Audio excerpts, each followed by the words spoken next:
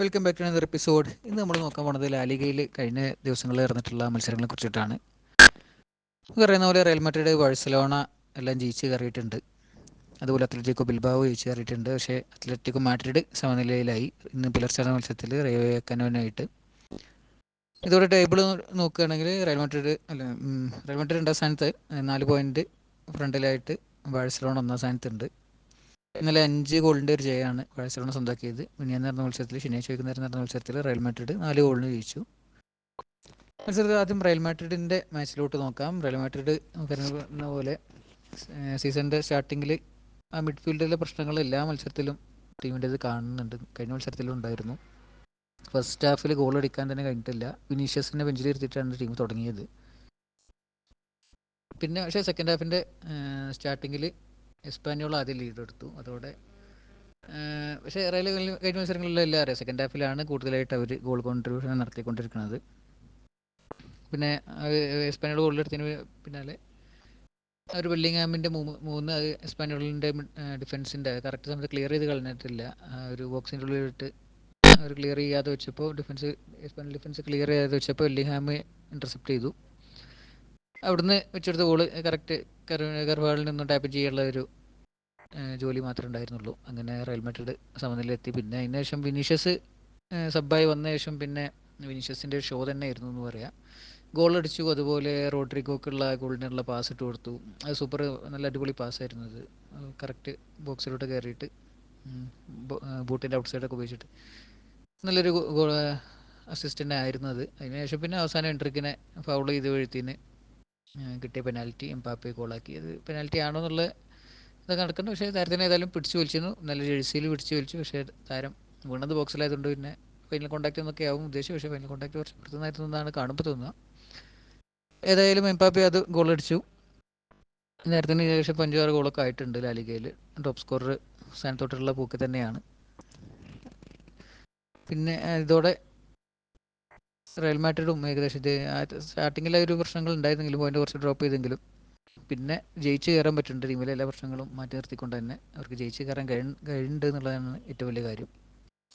പിന്നെ ബാഴ്സലോണൻ്റെ മാച്ചിലോട്ട് നോക്കുകയാണെങ്കിൽ ബാഴ്സ വീണ്ടും ഗോളുകൾ അടിച്ചു കൂട്ടി ജയിക്കുന്നുണ്ട്. 5-1 വിയ്യാറയലിനെ തോൽപ്പിച്ചു. മാച്ചിൽ വലിയ റൊട്ടേഷൻസ് ഉണ്ടായിരുന്നു, കുറേ റൊട്ടേഷൻസ് ഉണ്ടായിരുന്നു ടീമിൽ. പാബ്ലോ ടോറസ് ലെവലിലോട്ട് വന്നു, സെർജിയോ ഡൊമിംഗസ് വന്നു. അതുപോലെ ഡിഫൻസീവ് മിഡ്ഫീൽഡറായിട്ട് സിംഗിൾ വ്യൂട്ടായിട്ട് കസാഡോനല്ല ഉപയോഗിച്ചത്. ചാമ്പ്യൻസ് ലീഗ് മത്സരത്തിൽ എന്ന പോലെ റിഗാർഷ്യനെയാണ് ഉപയോഗിച്ചത്. പക്ഷേ മത്സരത്തിൽ സത്യം പറഞ്ഞാൽ വിആർഎൽ മത്സരങ്ങൾ നമുക്കറിയാം. ബാഴ്സലോണ വിആർഎൽ മത്സരങ്ങളെല്ലാം കഴിഞ്ഞ സീസണിലെല്ലാം കണ്ടത് നല്ല സ്കോറിംഗ് ഉണ്ടാകും. കാര്യം 2-4 ഹൈലൈന് നല്ല പ്രസ് ചെയ്തിട്ട് നല്ല സ്പീഡായിട്ട് കളിക്കുന്ന രണ്ട് ടീമുകളാണ്. ഇപ്പോൾ വിആർഎല്ലിൻ്റെ ഷാവിയുടെ സമയത്തുള്ളതിനേക്കാളും കൂടുതൽ വിആർഎല്ലിൻ്റെ ശൈലിനോട് കുറച്ചും കൂടി അടുത്ത് വന്നു ബാഴ്സലോണ എന്ന് പറയേണ്ടി വരും. കാര്യം ഇപ്പോൾ ബാഴ്സലോണ അങ്ങനെ കളിക്കുന്നത് അതുപോലെ തന്നെയായിരുന്നു പണ്ടും വിആർഎല്ലാം കളിച്ചുകൊണ്ടിരുന്നത്. നല്ല സൂപ്പർ സ്പീഡായിട്ടുള്ള വിങ്ങേഴ്സ് എല്ലാം ഉണ്ടാവും. പിന്നെ സ്വർളത്തെല്ലാം പോയി. അപ്പോൾ അതിൻ്റേതായിട്ടുള്ളൊരു പ്രശ്നം അവരുടെ ഫ്രണ്ട് ലൈനിൽ ഉണ്ട് എന്ന് തന്നെ പറയാം. കാര്യം നിക്കോളാസ് പെപ്പെ, അയോസയൊക്കെ പലപ്പോഴും റൺ എടുക്കുന്നത് ഓഫ് സൈഡായിട്ടാണ്. ഒരു ഒഫൻസീവ് അവയർനെസ് എന്നൊക്കെ പറയുന്നത് അതൊന്നും അത്ര കാര്യമായിട്ട് ഇല്ലാത്തതുകൊണ്ടെന്ന് പറയാം. കാരണം ഒരു സ്പീഡ് പ്ലേയേഴ്സാണ്, ടെക്നിക്കലി അത്യാവശ്യം ഗുഡാണ്, ഫുൾ കൺട്രോളിലുണ്ട്. പക്ഷേ പലപ്പോഴും ഓഫ് സൈഡിൽ പെട്ട് പോകുന്നത് ബയേഴ്സിൻ്റെ ഹൈലൈനിൽ പലപ്പോഴും ഒരു ഓഫ് ലൈനിൽ പെട്ട് പോയി എന്നുള്ളതുകൊണ്ടാണ് സ്കോർ ഇങ്ങനെ ആയി വന്നത്. അല്ലെങ്കിൽ ഒരു പക്ഷേ സ്കോർ ഇത് കഴിഞ്ഞ മത്സരങ്ങളെന്ന പോലെ നല്ല ഹൈ സ്കോറിങ് രണ്ട് ടീം വിആർഎൽ ഒരു മിനിമം 3 ഗോളെങ്കിലും അടിക്കേണ്ടതായിരുന്നു എന്ന് പറയാം. ബാഴ്സലോണയുടെ ഭാഗത്തോട്ട് നോക്കാനാണെങ്കിൽ അവർ മത്സരങ്ങളിലെ പോലെ തന്നെ ഗോൾ അടിക്കണമെങ്കിൽ എന്തായാലും ഒരു കുറവ് വരുത്തേണ്ട എന്നുള്ള രീതിയിലാണ് കളിക്കുന്നത്. ഹൈലൈൻ ആയതുകൊണ്ട് തന്നെ നല്ല റിസ്കി പ്ലേ ആണ്.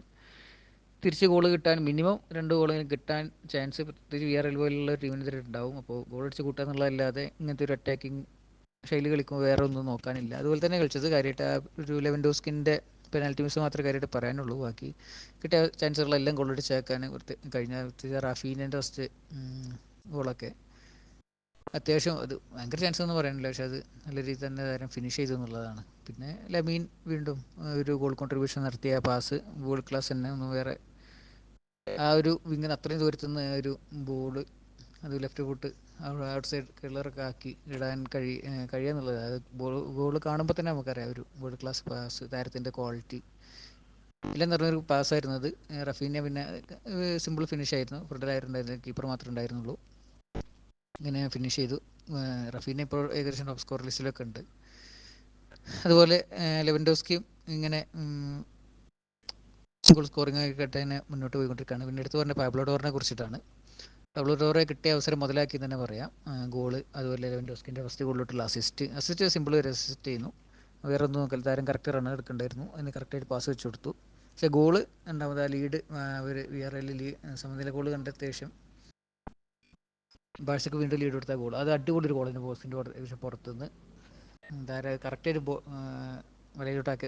ഡിഫ്ലക്ഷൻ ഉണ്ട് ശരിയാണ്, പക്ഷേ ആ ഒരു ഷോട്ട് അത്രയും ഒരു പുരുഷൻ ഒന്ന് എടുക്കുക എന്നുള്ളതാണ് ഏറ്റവും വലിയ കാര്യം തോന്നുന്നുണ്ട്. കാര്യം പെട്ടെന്ന് പലപ്പോഴും അങ്ങനെ ഒരു ഗോളിലോട്ട് ആ ഒരു പൊസിഷനിലാണെങ്കിൽ ചിലപ്പോൾ എയിം ചെയ്യുമെന്ന് തോന്നുന്നില്ല. പക്ഷേ അവിടുന്ന് ഗോൾ എടുക്കുമ്പോൾ, ഷോട്ട് എടുക്കുമ്പോൾ ആ ഒരു ഗോള് കിട്ടാനുള്ള ചാൻസ്, ഇതുപോലെ ഡിഫ്ലക്ഷനായിട്ട് അങ്ങനെ ഇതിലൊക്കെ കിട്ടാനുള്ള ചാൻസ് ഉണ്ട് എന്നുള്ളതാണ്. അപ്പോൾ താര ചാൻസ് എടുത്തു, അത് ഗോളായി. അങ്ങനെ ബാഴ്സലോണ വീണ്ടും ഒരു ഹൈ സ്കോറിംഗ് മാച്ചിൽ ജയിച്ചിരിക്കുകയാണ്. പിന്നെ എടുത്തു പറയാനുള്ളത് അത്ലറ്റിക്കോ മാഡ്രിഡിൻ്റെ കാര്യത്തിന് പിന്നെ ടെർ കാര്യം പറയാം. ടെർ ഇഞ്ചുറി ആയി കയറിയിരുന്നു. കാര്യം കഴിഞ്ഞ മാച്ചിലൊക്കെ നല്ല മിസ്റ്റേക്ക് ഉണ്ടായിരുന്നു. പക്ഷേ ഈ മാച്ചിൻ്റെ സ്റ്റാർട്ടിങ്ങിൽ ആ നിക്കോളാസ് പെപ്പിനായിട്ട് ഒരു 1-on-1 വന്നത് ക്ലിയർ ചെയ്തത്. അങ്ങനെ ഒന്ന് രണ്ട് നല്ല സേവുകളൊക്കെ ആയിട്ട് ഒന്ന് കറക്റ്റ് ഫോമിലോട്ട് വന്നു തോന്നിയതായിരുന്നു. ആ സമയത്താണ് ആ ഒരു ക്ലിയറൻസിന് വേണ്ടി താരം ചാടുന്നതും പിന്നെ വീണ് റൈറ്റ് അല്ലെങ്കിൽ ലെഫ്റ്റ്, ഒരു കാലിൻ്റെ മുട്ടിനാണ് പ്രശ്നമൊക്കെയാണ് കണ്ടത്.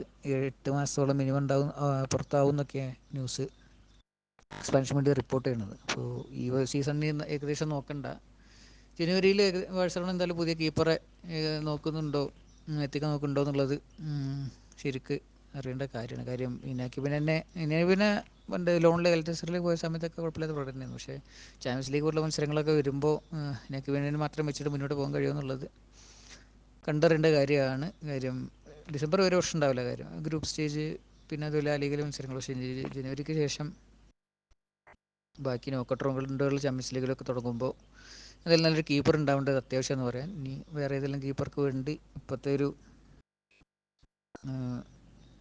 ഇക്കണോമിക്കൽ പ്രശ്നങ്ങളെല്ലാം വെച്ച് നോക്കുമ്പോഴും ടീമിനത് നല്ലൊരു കീപ്പർ എത്തിക്കാൻ ഏകദേശം മിനിമം 30-40 മില്യൺ ചിലവാക്കേണ്ട ഒരു സ്ഥിതി വരുമ്പോൾ അതിന് കഴിയുമെന്നുള്ളതാണ് കണ്ടറിയേണ്ടത്. കാര്യം പുതിയ നൈക്ക് ഡീലൊക്കെ വന്നാലും 1:1 ഇൻകം, അതുപോലെ തന്നെ അതിനനുസരിച്ചുള്ള സ്പെൻഡിങ്ങിലോട്ട് റേഷ്യോ 1:1 വന്നാലും ചിലപ്പോൾ മിക്കവാറും ഒരു സെയിലുണ്ടായാൽ മാത്രമേ ഒരു കീപ്പറെ സൈൻ ചെയ്യാൻ പറ്റുള്ളൂ എന്നൊക്കെ വന്നേക്കാം. എന്താണെന്നുള്ളത് ജനുവരി തന്നെ കണ്ടറിയാം. ഇപ്പോൾ തൽക്കാലം ഇനാക്കി ബെനെ വെച്ചിട്ട് തന്നെ ടീം മുന്നോട്ട് പോകുന്നതാണ് തോന്നുന്നത്. പിന്നെ അത്ലറ്റിക്കോ മാഡ്രിഡിനെ കുറിച്ച് എടുത്ത് പറഞ്ഞിട്ട്, അത്ലറ്റിക്കോ മാഡ്രിഡ് ഇന്നലെ സമനില വഹിക്കാനായിട്ട് ബിൽബാവോ ആണ് നിലവിൽ 3-ാം സ്ഥാനത്ത്, മാഡ്രിഡ് 4-ാം സ്ഥാനത്തോട്ട്, അത്ലറ്റിക്കോ മാഡ്രിഡ് 4-ാം സ്ഥാനത്തോട്ട് വന്നിരിക്കുകയാണ്. ഇവൻ്റെ ഗല്ലാഗറാണ് ഗോൾ അടിച്ചത്, ഗ്രീസ്മാൻ അറിയുന്നില്ല ഓസ്ട്രേലിയ.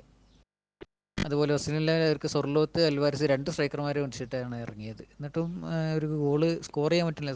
സ്കോർ ചെയ്യാൻ പറ്റാത്ത സീസണിൽ ഇതുവരെയുള്ള മത്സരങ്ങൾ അത്ലറ്റിക്കോ മാഡ്രിഡിൻ്റെ വലിയൊരു പ്രശ്നമാണ്. ഒരു കാര്യമായിട്ട് റീഇൻഫോഴ്സ് ചെയ്തതാണ് അറ്റാക്ക് ഈ സീസണിൽ. യൂരിയൻ അൽവാരസ്, അതുപോലെ സൊർലോത്ത് ലാ ലീഗയിലെ തന്നെ ഏറ്റവും ബെസ്റ്റ് ഫോർവേഡുകളിൽ ഒരാളാണ്.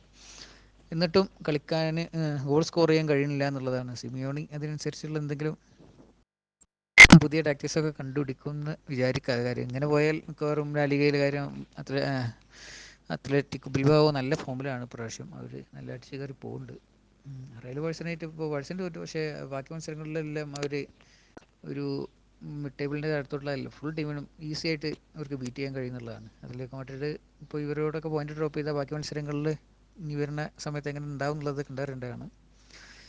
പിന്നെ അതുപോലെ വലൻസിയ നമുക്കറിയാം ടേബിളിൻ്റെ ഏറ്റവും ലാസ്റ്റിലൊക്കെ ഇരുന്നു. അവർ ആദ്യമായിട്ട് സീസണിൽ ആദ്യത്തെ ഒരു ജയം കുറിച്ചിട്ടുണ്ട്. ജിറോണക്കെതിരെ 2-1 ജയിക്കുന്നു. ഇപ്പോൾ ജിറോണ ബാഴ്സലോണയോടും തോറ്റിരുന്നു. അപ്പോൾ ഏകദേശം ജിറോണൻ്റെ ഒരു ലെവല് ഇപ്പോൾ ഏകദേശം വളരെ ഡൗൺ ആയിട്ടുണ്ട് എന്ന് തന്നെ നമുക്ക് പറയേണ്ടി വരും.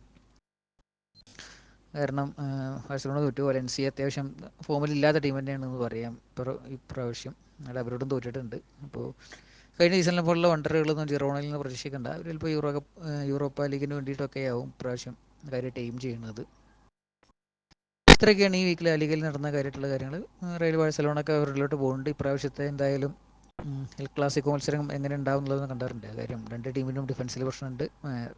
ആക്ച്വലി റയൽ മാഡ്രിഡിന് മിഡ്ഫീൽഡിൽ, അപ്പോൾ ഡിഫൻസിലും പ്രശ്നം വരുന്നുണ്ട്.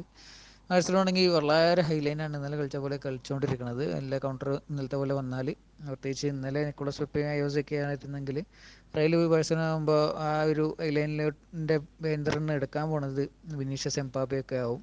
ഒരിക്കലും അവർക്ക് ഒന്നോ രണ്ടോ ചാൻസ് കിട്ടിയാൽ അവരത് മിസ്സാക്കാൻ പോകുന്നില്ല. ഇതുപോലെ ഓഫ് ട്രാപ്പിലൊന്നും പെടുത്താൻ പറ്റിയ പ്ലേയേഴ്സ് അല്ല അവർ. ഇപ്പോൾ രണ്ട് ടീമിൻ്റെ പ്രശ്നങ്ങളുണ്ട്, പക്ഷേ രണ്ട് ടീം നല്ലപോലെ ഗോൾ സ്കോർ ചെയ്യണമുണ്ട്. അപ്പോൾ ഇപ്രാവശ്യം എൽ ക്ലാസിക് എന്താവും എന്നുള്ളത് വളരെ ഇൻട്രസ്റ്റിംഗ് ആയിട്ടുള്ള ഒരു വ്യൂ തന്നെ ഇക്കാരം മത്സരത്തിന്. അതെന്താണെന്നുള്ളത് കണ്ടറിയാം. ഇത്രയൊക്കെയാണ് ഈ വീക്കിലെ ലാ ലീഗയെ കുറിച്ചുള്ള ന്യൂസുകൾ. നിങ്ങളെന്തായാലും അഭിപ്രായം അറിയിക്കുക. നന്ദി, നമസ്കാരം.